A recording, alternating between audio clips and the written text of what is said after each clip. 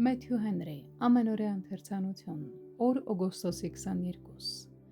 Սիրելիներ, սիրենք միմյանց, որովհետև սերն Աստծուց է, և ամեն ոք, ով սիրում է,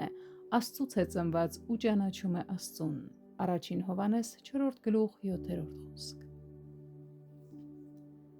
Աստծո հոգին սիրո հոգին է։ Նա, ով չի սիրում Աստծո պատկերը, նրա ժողովրդի մեջ չունի Աստծո մասին փրկարար գիտություն, քանի որ Աստծո էությունն է բարություն անել և երջանկություն պարգևել։ Աստծո օրենքը սերն է, և բոլորը կատարյալ երջանիկ կլինեին, եթե բոլորը հնազանդվեին այդ օրենքին։ Ավետարանի այն փրկարար կարգավորումը, որով մեղքերը ներվում են, իսկ մեղավորները փրկվում են, Աստծո փառքին և արդարությանը համապատասխան ցույց է տալիս, որ Աստված սեր է։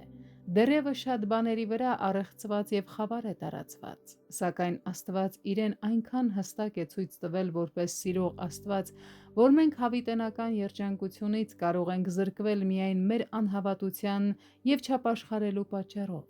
Չէ՞ որ եթե միայն Աստծո խիստ արդարությունը գործեր, մենք պետք է դատապարտվեինք անհույս կործանման, որովհետև խախտել ենք մեր Արարչի օրենքները։ Մեր ոչ մի խոսք կամ միտք չի կարող լիովին արտահայտել Սուրբ Աստծո այն անվճար և զարմանահրաշ սերը, որով նա սիրում է մեղավորներին։ Նրանք ոչ մի օգուտ չէին կարող տալ նրան և ոչ էլ վնաս հասցնել,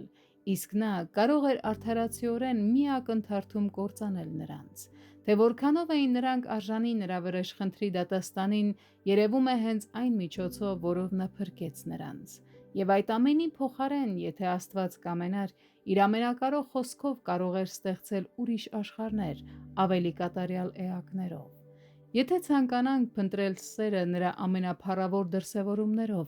մի՞թե պետք է շրջենք ամբողջ տիեզերքով։ Չէ՞ որ այն կարելի է գտնել Քրիստոսի անձի և նրա խաչի մեջ։ Իսկ արդյոք Աստծո և մեղավորների միջև սեր գոյություն ունի։ Այդ հարցի պատասխանը հենց այստեղ է։ Ամեն ինչ սկսվեց ոչ թե նրանից, որ մենք սիրեցինք Աստծուն,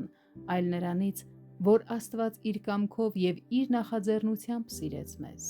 Նրա սերը մեր հանդեպ անպտուղ չէր կարող լինել, և երբ այդ սերը իր նպատակին է հասնում ու իր պտուղն է տալիս մեր կյանքում, կարելի է ասել, որ այն հասնում է կատարելության։